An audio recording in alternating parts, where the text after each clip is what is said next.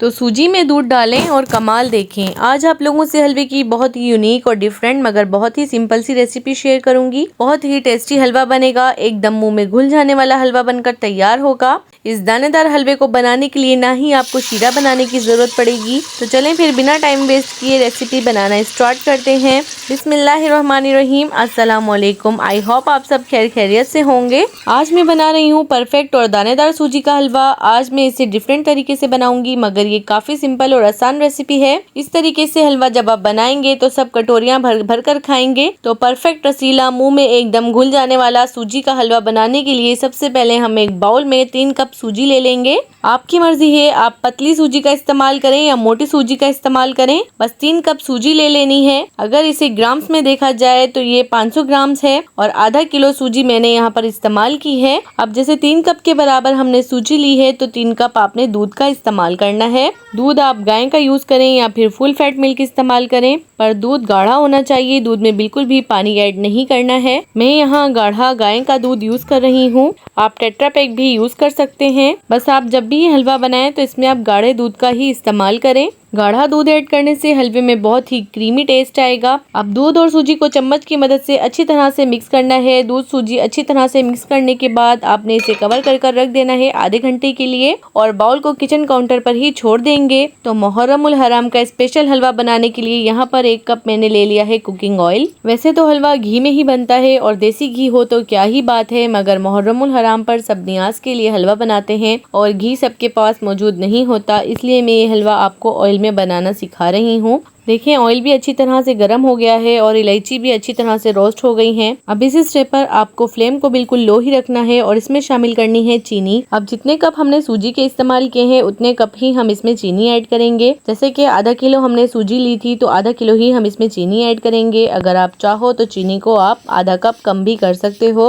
मगर मेरे लिहाज से ये परफेक्ट मीठा रहेगा इंशाल्लाह। तो अब आपने कुछ नहीं करना, फ्लेम को बिल्कुल लो करना है और चीनी को मेल्ट करना है। तो आज हम दूध में भीगी हुई सूजी का मखंडी हलवा बना रहे हैं। बहुत ही टेस्टी बनता है। तो यहाँ पर आपने क्या करना है, चीनी को मेल्ट होने देना है। अगर आप हलवे को डार्क कलर चाहते हो तो फिर आप चीनी को डार्क कलर दें। मैं हलवा सुनहरी रंग का बनाऊंगी, बिल्कुल गोल्डन गोल्डन सा हलवा। खाने में ये बहुत ही टेस्टी लगता है। तो यहाँ बिल्कुल लो फ्लेम पर मैं चीनी मेल्ट करती जा रही हूँ। जैसे ही चीनी मेल्ट होने लगेगी और गोल्डन सा कलर आना स्टार्ट हो जाएगा तो मैं इसमें शामिल कर दूंगी सूजी, जिसे मैंने दूध में भिगो कर रखा हुआ था और इसे भीगे हुए तकरीबन आधा घंटा हो गया है। दूध में भिगोने से सूजी का दाना फूलेगा और एक एक दाना सूजी का क्रीमी बनेगा इंशाअल्लाह ताला। तो देखें इस तरह से सारी सूजी मैंने ऐड कर दी है और फ्लेम अभी भी लो है। इसी बाउल में 3 से 4 टेबलस्पून दूध या पानी को खंगाल कर डाल दें। जैसे ही सूजी आप ऐड करेंगे बहुत ज्यादा बबल्स बनना स्टार्ट हो जाएंगे, लेकिन आपने घबराना नहीं है। जैसे जैसे सूजी इसमें मिक्स होती चली जाएगी और चीनी इसमें वेल कंबाइन होगी, तो चीनी और सूजी जब अच्छी तरह से मिक्स होगी तो ये बबल्स खुद ही खत्म हो जाएंगे।